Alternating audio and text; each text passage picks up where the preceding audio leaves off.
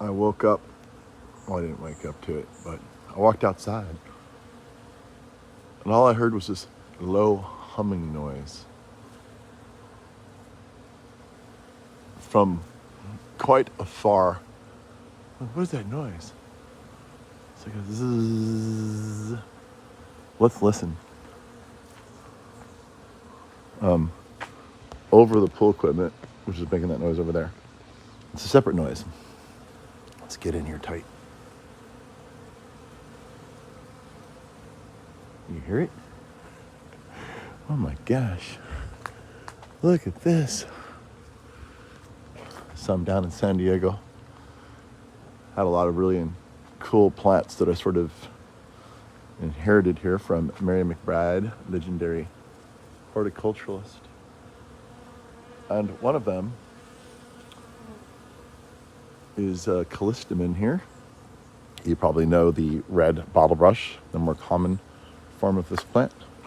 But you may not know the pink version, the weeping pink version. But alas, here it is. And the bees, they absolutely love it. You might not like it, but they sure do. Look at them go. They're having an absolute bee party right now. Look at them go. Here comes the sun, little darling. Look at them go. They absolutely love this plant. So it's in full bloom. It's a really beautiful tree. It's just a soft, delicate look to it when it flowers. It does make a little bit of a pink mess. Not so much of a hot mess, but a pink mess. And in this case, we have festooned it. Fun word. Festooned it with a bunch of Spanish moss, which I thought was kind of pretty. There it is.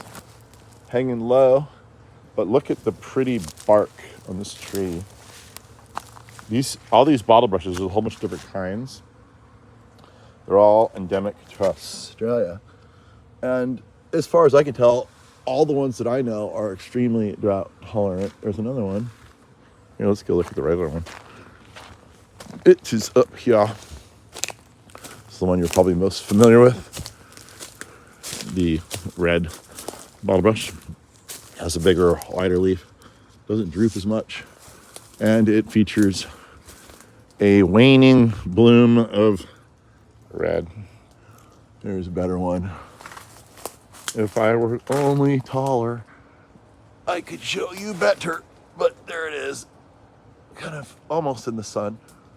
That's the regular Callistemon citrinus. There's a better one right there. How's that, folks? Isn't that beautiful? Anyway, this one's hanging out in the shade. It's got a similar bark. Smaller tree. They're often planted as shrubs, and then they grow up into trees. Sometimes they're planted as trees right away. That's the intent.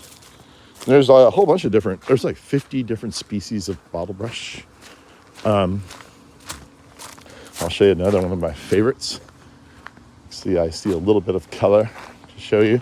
This is the dwarf bottlebrush. It is called Little John. I've never met John. I don't know what he's like, but I imagine he's little because this is a dwarf form of Callistemon. Very beautiful plant. I love the foliage on this. And this is absolutely drought tolerant, at least around here in these parts and where I tend to garden, San Francisco Bay Area and San Diego coastal. I would imagine out in the middle of the Kalahari, this may not fare so well if you were to abandon it and not, water it. But here, you can water for a year or two, and then next thing you know, it's totally on its own, no problema. But I did want to show you what kind of if you're a partier, especially if you're a bee partier, or if you like to promote bee parties, or if you just like to party with bees, then this is your plant. Because I don't know if I've ever seen a bigger bee party than this plant here. This is great. what did I say, hundreds? Probably hundreds of bees in here. And I've never seen such happy bees. So there you go. Let's just stand back and see what it looks like in the approaching morning light. There it is, draping over everything. Everything I had to cut it back. The insurance company was freaking out because it was going over the roof. Like, all right. So I cut it back. And I'm not sure. I'll have to do it again eventually. But yeah, that is the weeping pink form of the bottlebrush from Australia.